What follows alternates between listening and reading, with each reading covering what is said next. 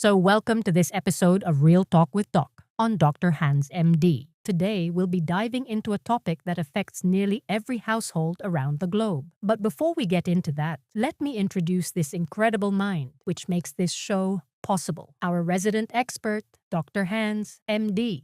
I'm so glad to be here today because we'll be talking about a very important topic. And it's one topic that affects more than half of the world. If you don't know, there are more than 3.5 billion people in the world that eats rice. But have you ever wondered why some people remain healthy while eating rice, while others, especially in the West, are affected by rice in a negative way, causing obesity, diabetes, heart disease, and kidney disease? So today I want to explain and we want to explore the different types of rice. And we want to emphasize that with regards to eating rice, you do have a choice. And definitely there are rice choices that are healthier than others. Thanks, Doc, for sharing those insights. Let's proceed to our questions. Our first one comes from Maria, and she asks, how does the glycemic index of different types of rice affect blood sugar levels?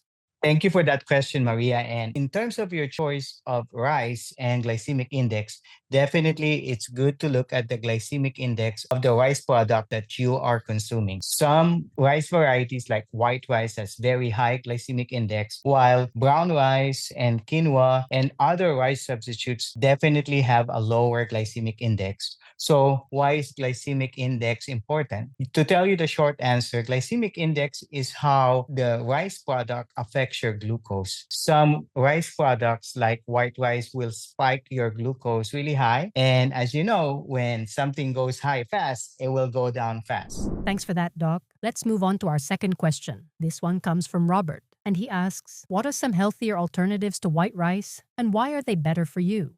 Thanks for that question, Robert. In terms of keeping yourself healthy, definitely those rice alternatives offer a different profile of nutrition. Like some rice varieties, like brown rice and pilaf rice, for example, and quinoa rice, they do have a lot more nutrients. And there is evolving science right now that our own health cravings is because of nutritional deficiencies. Because if you eat white rice alone, all you'll be getting is mostly starches and carbohydrates.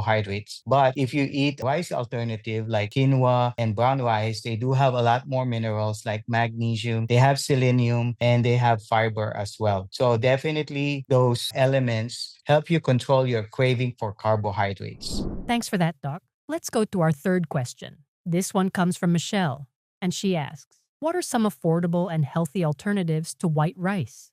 Hi, Michelle. Thank you, and nice hearing from you. So, with regards to rice alternatives, you don't really have to go for a really fancy one. Brown rice is slightly more expensive than white rice, but not by a whole lot. But if you consider the health benefit that you can get from brown rice, it's definitely worth it. And of course, you don't have to get your brown rice from a fancy grocery. And also, the other thing that's very available here in the United States is frozen cauliflower rice. This is something I personally eat. I actually bring frozen cauliflower rice with me to my job and I microwave it for 6 to 7 minutes. I try to express the juice out so it's a little drier, and then I eat my favorite Filipino food with it or any other food. It goes well with fish and meat, and it does take a little getting used to the cauliflower rice, but it's cheap, it's healthy, and definitely it has the lowest glycemic index. Thanks for answering today's questions, Doc.